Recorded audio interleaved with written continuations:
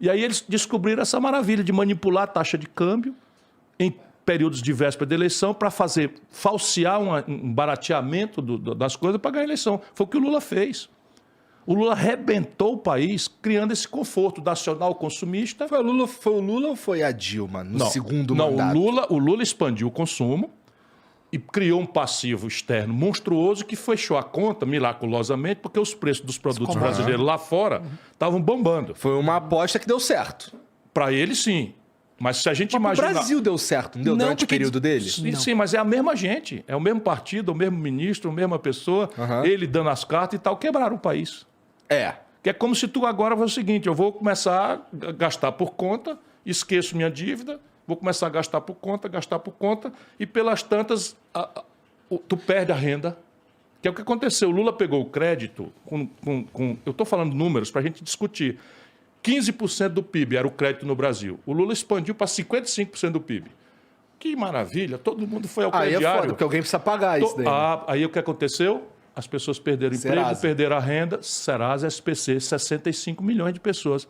O Lula pegou 43 bilhões de reais dos cofres do governo, dinheiro seu, meu, de todo mundo.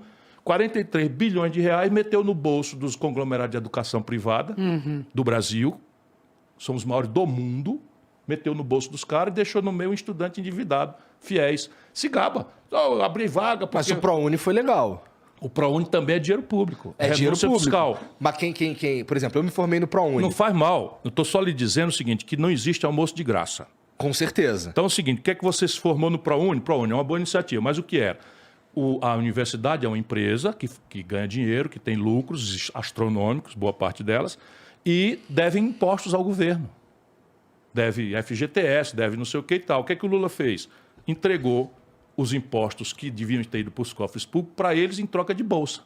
Resultado, explodiu no Brasil a Arapuca privada e EAD, esses tudo bem. Um camarada, você acabou de dizer, não, eu me formei com o ProUni. Legal para você. Agora, e o dinheiro que tiraram da saúde pública? Mas o dinheiro do ProUni, ele vem de... De renúncia fiscal. De renúncia fiscal. Mas assim, para mim, parece... Analisando de um jeito burro e leigo, parece ser um jeito rápido de colocar o brasileiro na faculdade sem precisar construir novas universidades. Perfeitamente. Agora, a questão básica é, isso se sustenta? Isso é uma pergunta que precisa ser feita mesmo. Não, mas então, qual é a você poderia característica? usar na educação de base também, porque acho que foi uma coisa qual também... é a característica? Eu não sou contra, eu estou fazendo uma análise de um modelo que criou uma falsa sensação de conforto, que é essa memória afetiva, e que cobrou depois um preço muito amargo. O país quebrou. A conta veio. Então, a expansão do crédito virou inadimplência das empresas e das famílias. 77,8 de cada 100 famílias brasileiras, estatística permite você fazer 0,8 famílias, mas assim, 77 de cada 100 famílias estão endividadas com recorde de endividamento. Ciro, e esse consumo, na época, conseguiu ser convertido, por exemplo, para um aquecimento da nossa indústria? Não, tudo importado. Destruíram a indústria brasileira manipulando a taxa de câmbio. Porque se aumentou o consumo, porque você falou assim, essa foi uma época boa. Então, acho que depende da análise. Sim, acho que essas famílias que eram pobres, que tiveram um aumento, né, do poder de compra, isso com certeza impactou positivamente a vida delas e tiveram acesso que nunca tiveram. Sim. Mas, ao mesmo tempo, a desindustrialização corroeu o emprego deles. Então, na hora que essa onda passou, essas pessoas ficaram... E aí veio um monte de tentativas de tentar... E dava pra gente manter tudo isso daí e fomentar a indústria brasileira ao mesmo tempo? Essa é a base da minha ideia, da proposta. Eu tô relativamente familiarizado com a tua ideia. Veja, então vamos pegar o exemplo prático. Em 1980, do ponto de vista do tempo histórico, eu estou falando de ontem, tá? Em 1980, um terço da riqueza do Brasil era produzido nas indústrias.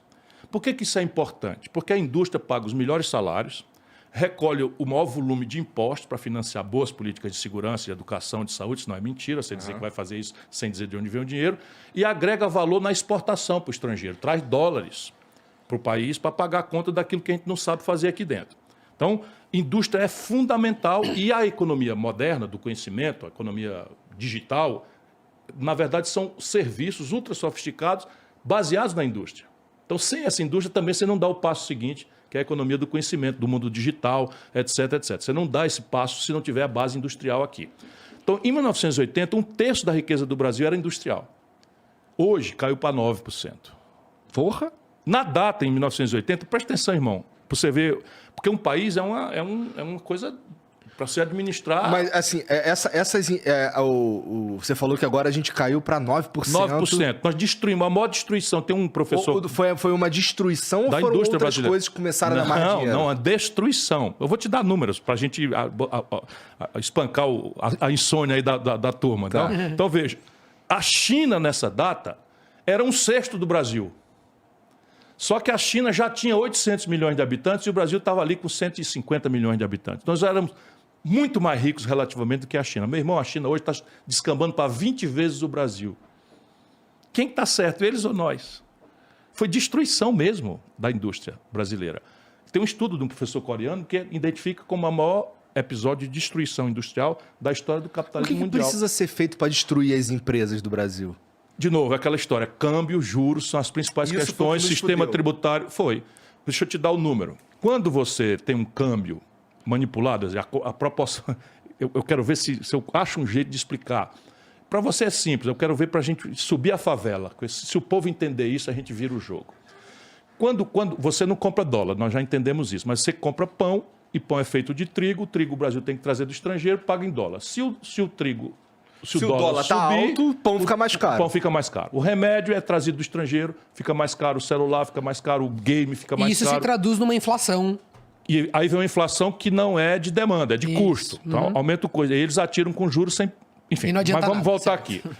Quando o inverso acontece, quando a minha moeda se valoriza muito, o dólar se desvaloriza muito, eu tenho uma sensação de conforto. Isso pode ser conseguido de duas formas. De uma forma sadia, qual é? Eu tenho um produto industrial poderoso, vendo lá fora, ganho muito dólar. Quando eu ganho muito dólar, a minha moeda se valoriza e eu fico sólido e isso ninguém vai me tomar.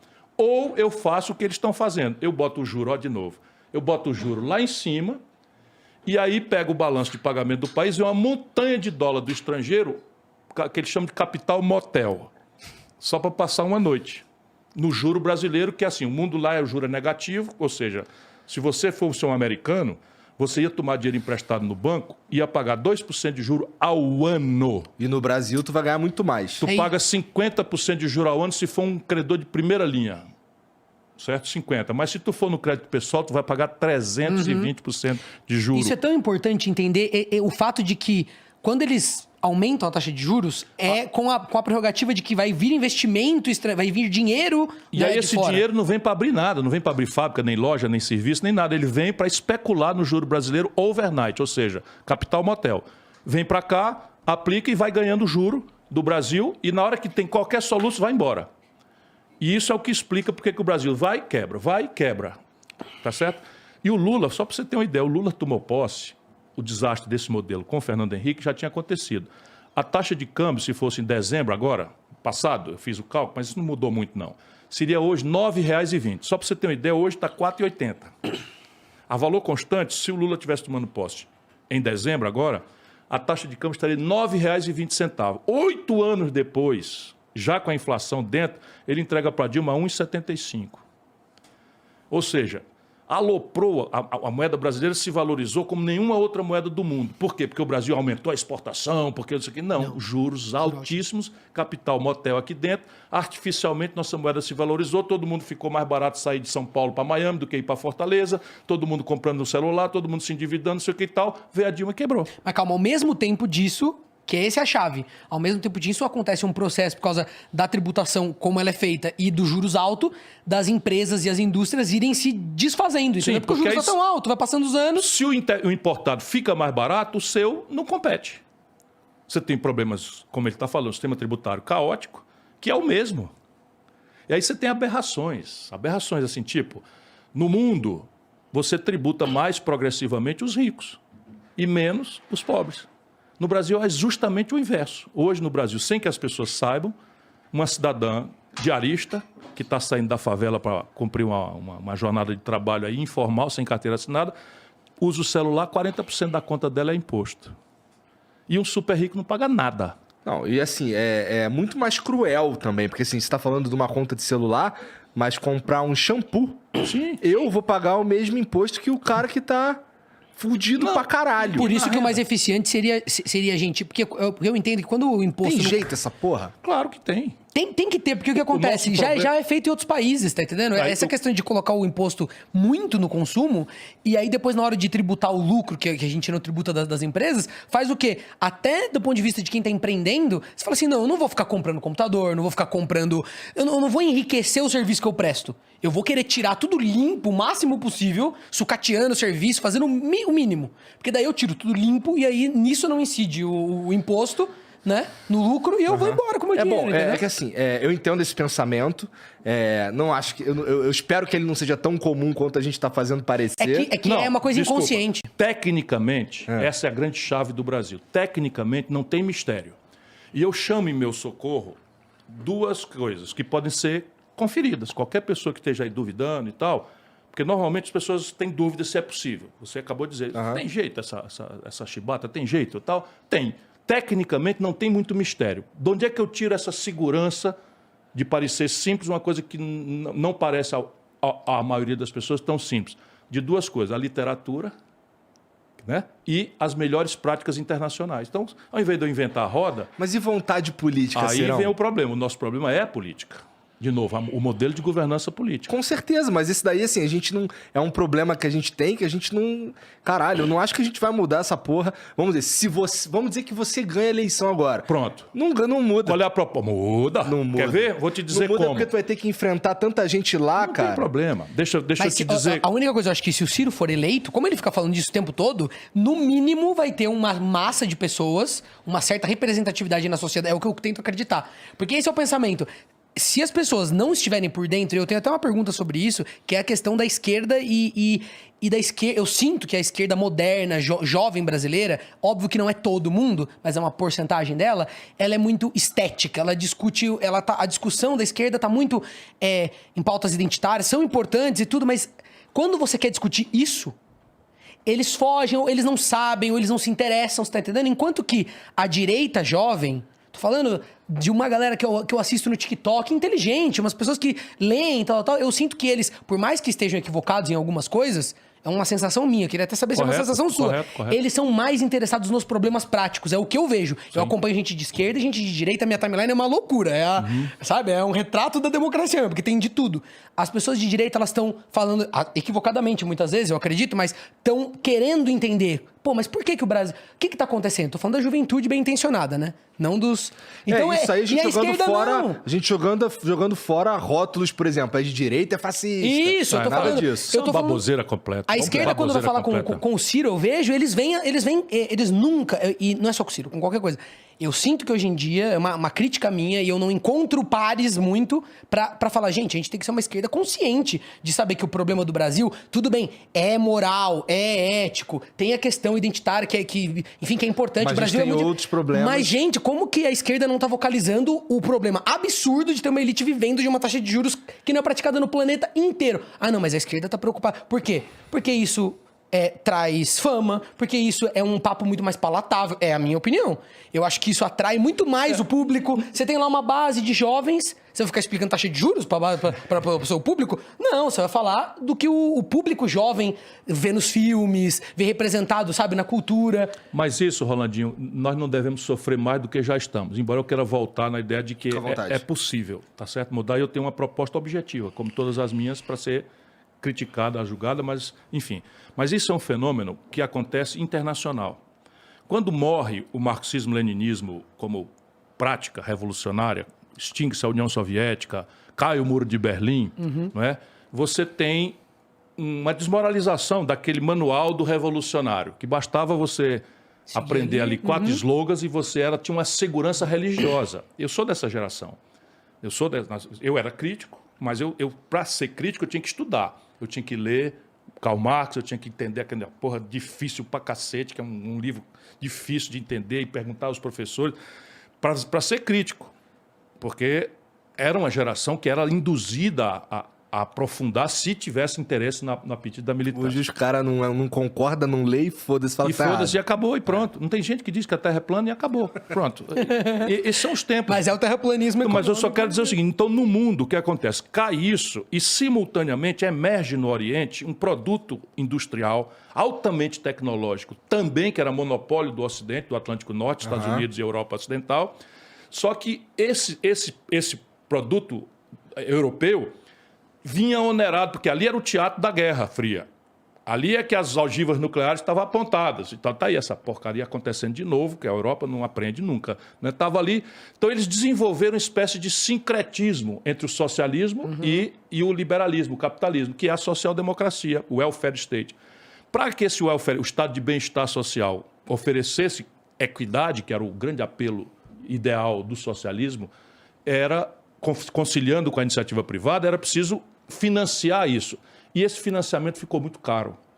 Quando eles não tinham competição pelo imperialismo, agora estava revendo um filme da colonização inglesa, ou da colonização francesa na África, ou da colonização alemã, italiana, até muito pouco tempo. Então eles supriam com isso. Quando acabou o imperialismo, né, pelo menos explícito, e emerge um produto oriental desonerado dessa cunha fiscal, nasce o neoliberalismo. Isso é tudo problema deles, tem nada a ver conosco aqui dentro.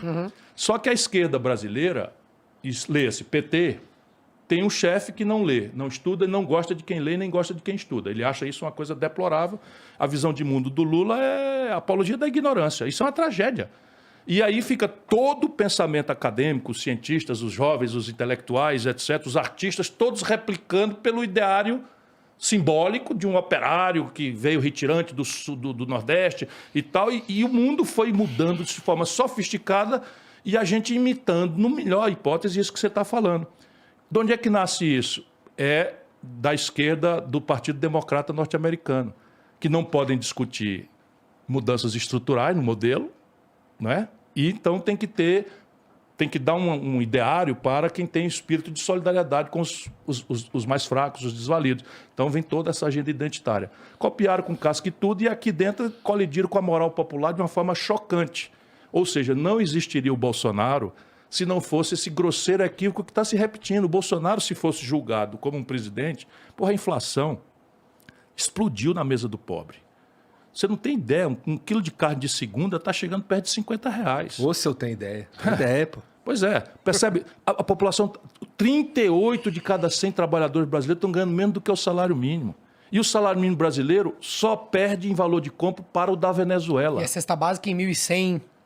Comendo o salário mínimo quase todo, percebe? Então é um desespero, e esse ideário, essa discussão maluca não diz nada para o povo, nada. Para a pessoa que está com, Não, né, que está ali povo. faltando arroz, faltando negócio carne. de sistema de impostos. O cara que circula em São Paulo de helicóptero, de jatinho, ou desce para a Baixada Santista para pegar um iate, uma lancha, não paga nem um puto de PVA, porra. E o cara que está ralando aí com a motocicleta paga 4%.